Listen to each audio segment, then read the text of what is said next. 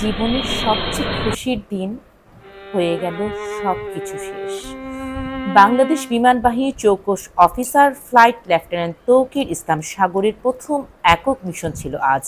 বিমান বাহিনীর ভাষায় যাকে বলে solo flight training. Solo flight training হলো একজন পাইলটের ট্রেনিংয়ের সর্বশেষ ধাপ। ফ্লাইটার জেট অপারেট করার জন্য একজন পাইলট যে হাই স্পিড সেটাই প্রমাণিত হয় তার সোলো ফ্লাইটের মাধ্যমে।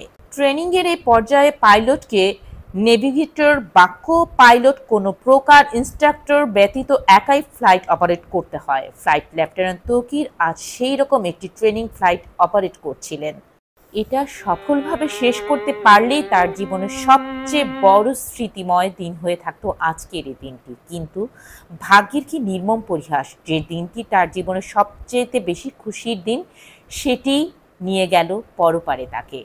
আজ উত্তরায় বিমান বাহিনীর JF-7BI মডেলের বিমানটি দুর্ঘটনার শিকার হয়। জানা যায় যে কোনো প্রকার ট্রেনিং ফ্লাইট সিভিলিয়ান এরিয়া থেকে দূরেই হয়ে থাকে, তবে সোলো ফ্লাইট সাধারণত আরবান এরিয়াতে হয়ে থাকে। আর আরবান এরিয়াতে এ ধরনের সেফটি ফিট ফ্লাইট অপারেট করার জন্য পাইলটকে যথেষ্ট কোয়ালিফাইড হতে হয়।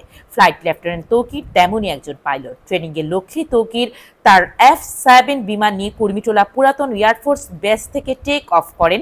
এরপর উত্তরা, দিয়াবাড়ি, বাড্ডা, হাতিরঝিল, রামপুরার আকাশ জুড়ে তিনি উঠতে থাকেন।